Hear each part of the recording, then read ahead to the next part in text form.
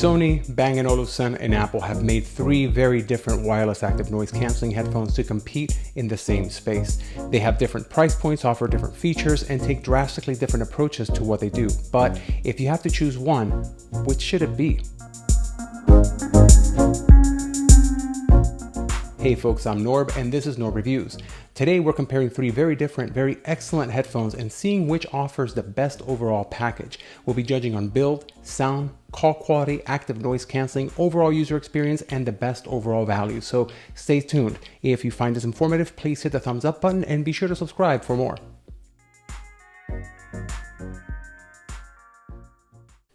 Build quality. Let's start with the Sony XM4s. The materials are mostly plastic with a soft leatherette along the cups and along the headband up here.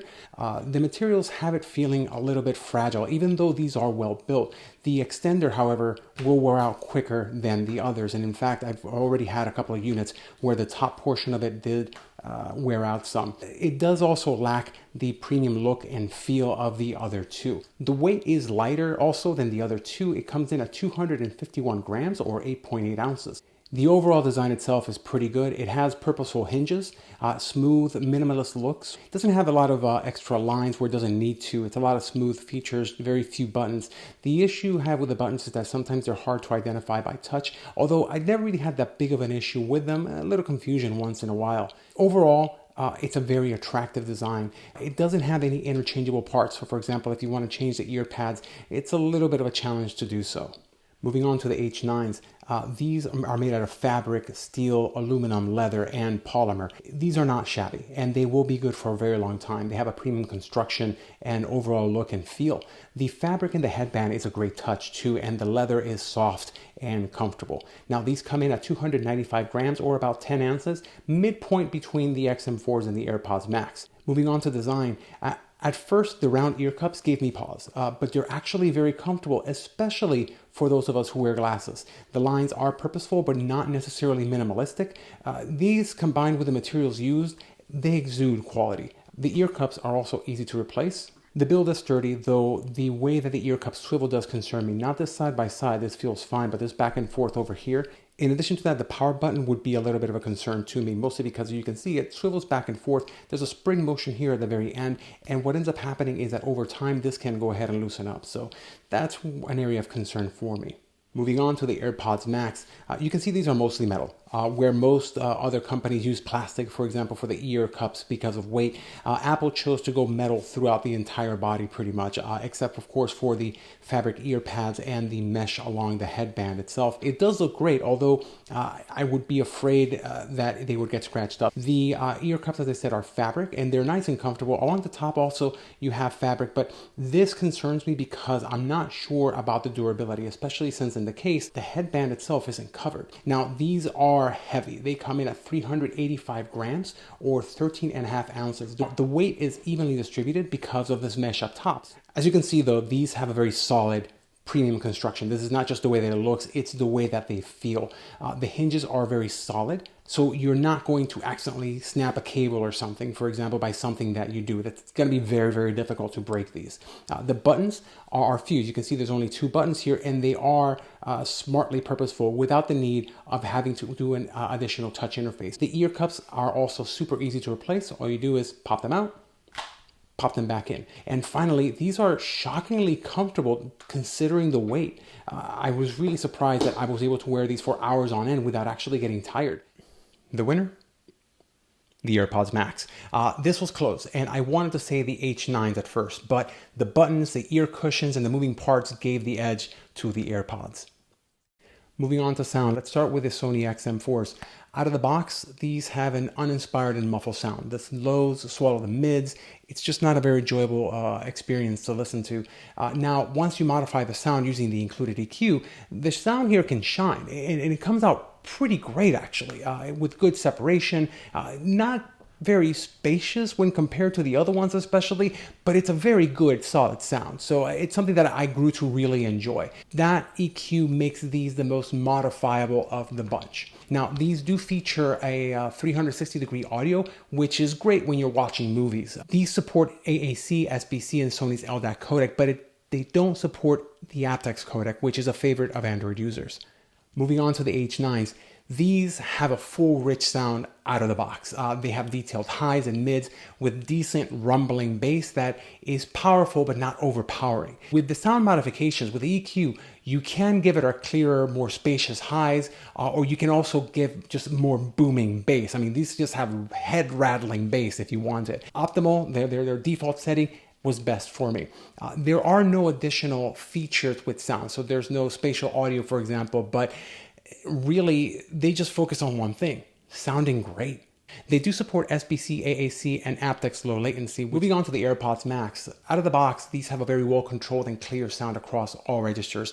It's a very even response.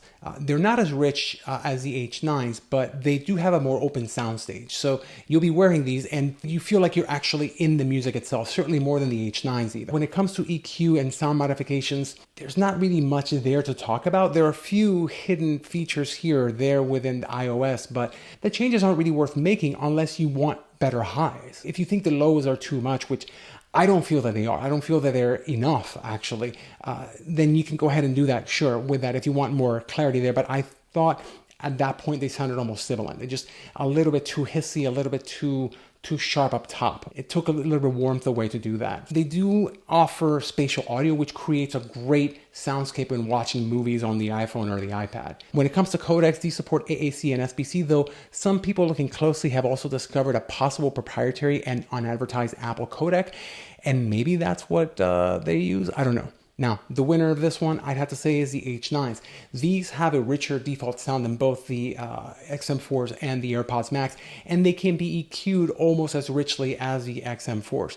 Now, both the AirPods Max and the XM4s do offer spatial sound, so if that's important to you, then it's a tie between them, and don't consider these. Moving on to call quality, the XM4, these come at the bottom of the barrel on this one. They sound robotic and just overall low quality when compared to the other two. Now, for these, I would say it's a tie, honestly, between the H9 and the AirPods Max. The AirPods Max have only one dedicated microphone, but they make spectacular use of it, and calls come out very clear from the other side. The H9s use two microphones in the Qualcomm's CVC codec, which make your voice clear. Now, of the two, the AirPods Max have better voice isolation overall, but both sound completely clear. Moving on to active noise canceling, we're going to start with the H9 for these, and that's because these are the weakest of the three. While these are good for most low, steady noises, the other two are just a lot better. The ear shape doesn't help either, since it can't really make a good seal around your head, so sound gets in. Also, the transparency mode on this one, it's just bad. You have to decide between listening to your music or listening to your environment, but you can't do both, which is kind of weird to me. Not having the cabin pressure effect, though, that's a huge bonus. These don't have any sort of cabin pressure effect, and that makes these very comfortable to wear. So that's a good compromise in my book. Okay, moving on to the Sony XM4s. These get all kinds of accolades for their noise canceling, and that's for good reason. Sony excels at this. So if you want something that'll block environmental noises very, very well, these are a solid option. Being able to choose the level of transparency too manually, that is a pretty great touch. That's something that if you want to let a lot of the environment in because you're waiting for your plane or something, they'll let you do that while you're listening to your music. So that's great for travel, certainly, and great for other things. Hey, the kids are crying. I'm going to turn the sound blocking down. All right, moving on to the AirPods Max. These have all kinds of calculations going on in the background to optimize this level of noise canceling that should be going on. Because of that, you end up getting some of the best noise canceling you can experience. I would argue even better than the XM4s, and the XM4s are impressive. Now, they figure out things like, is there something breaking the seal? Do I need to adapt the noise canceling so that I can adjust for that breaking the seal? Again, I mentioned something about the seal with the H9s, because you couldn't get a full seal. You can't get sound blocking all that great. A lot of this sound gets in. These adapt for that, which is really cool for those of us who wear glasses, because, hey, we also want to block out noises while not being blind. It's also super easy to switch transparency mode on or off, which is the clearest, by the way, I've heard. The transparency mode on this, it's like not wearing headphones at all, and it's magnificent. I honestly don't know that you can get any better overall. So the winner on these, no question, the AirPods Max, and it's not even close. Just so you have the opportunity to compare them, take a listen.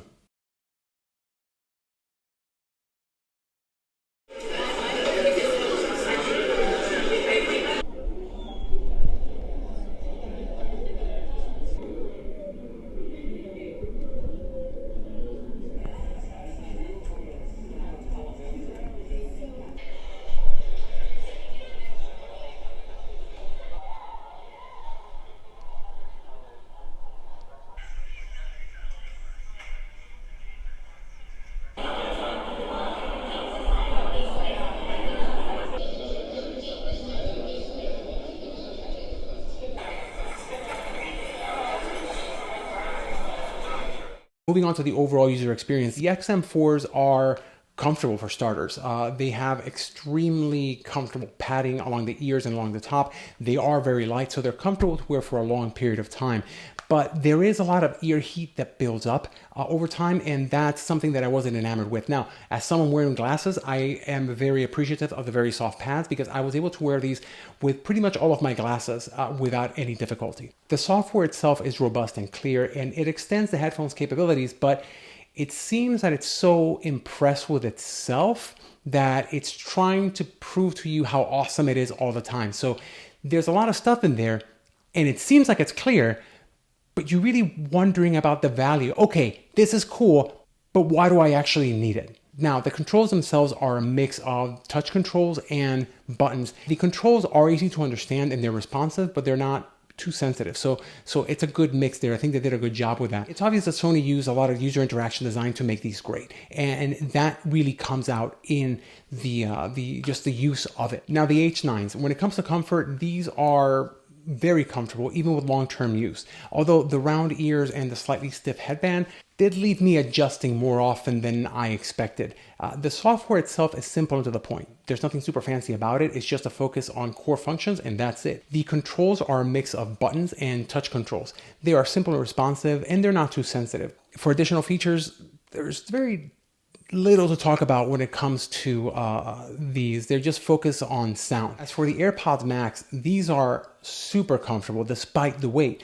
And I say that because I expected there to be an issue with, of course, the weight and the headband, but this mesh does a really great job of distributing it to the point where they don't feel that heavy, even though they almost weigh a pound, which is like, this is like half a pound, just over half a pound. These are, I expected the ear cups to be comfortable because they're nice and soft, and they are fabric. And as someone who wears glasses, I do appreciate that. So I was able to wear these with glasses without much difficulty, although I did find the H9s to be more comfortable in that regard. The software itself, there's none to speak of really outside of iOS and macOS integrations. If you're using anything other than iOS or macOS, guess what? You don't have any software.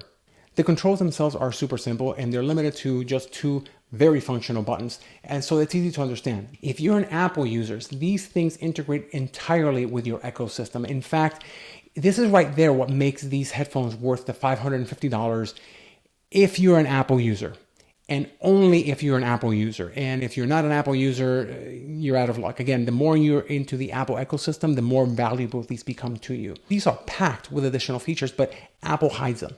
And that's what Apple does. They hide stuff in there, which is why their stuff is so magically good. Well, that's why. It's not magic. It's just that they pay attention to these little tiny details and nobody ever sees. Anyway, the winner in this category, if you're an Apple user, AirPods Max. Nothing comes close to the overall user experience you're going to get with the AirPods Max. If you're not an Apple user, then you want to go ahead and stick with the XM4s because they're going to offer a great value and a great feature set for really the lowest cost of the 3 potentially. Speaking of cost, let's talk about overall value. Considering sound quality versus cost versus overall features, the best value has to go to the Sony XM4s. They retail for $350, but you can find them for up to $100 less than that during sales on a regular basis. The H9s used to be $500 and they're $350 now that the H10s have come out. So they're not as pricey anymore, and I think they're still a solid value, especially if you want really great sound. The AirPods Max, now these are $550 plus tax. So for me, this $550 turned to $600, but they're only worth it to die-hard Apple users. So if you're not a die-hard Apple user, the value again is going to go down. The winner overall, the AirPods Max. They have the best mix of features and quality. Also, great simplicity, despite having one of the best overall feature sets in the market. But just because they win here doesn't necessarily mean that they should win your dollars. See, it's a matter of who should buy what. If you're a heavy Apple user, sure, the Apple AirPods Max will give you the best overall package for $550 plus tax, which is not an insignificant amount. But if you are just mostly focused on music, then in that case, I would say the H9s. These will probably give you the best value overall. They just sound magnificent. In anything that I threw at them, they just sounded great. Now, if you're planning to do a lot of traveling with these, I'd probably just go ahead and go with the XM4s. These should probably be your choice because they are so light, because they honestly come with the best case for traveling, and really because they have decent noise canceling. I mean, if you're not comparing these side by side, then what you potentially lose in overall sound quality, you won't really be able to tell. Besides, there are some tunings with the EQ that will make these sound magnificent and very close to either the H9s or the AirPods Max. Anyway, thanks for joining me today. If you found this useful, please hit that thumbs up button so that YouTube remembers that I exist. And for more reviews, unboxings, and information, please be sure to hit subscribe to stay up to date. With that, take care.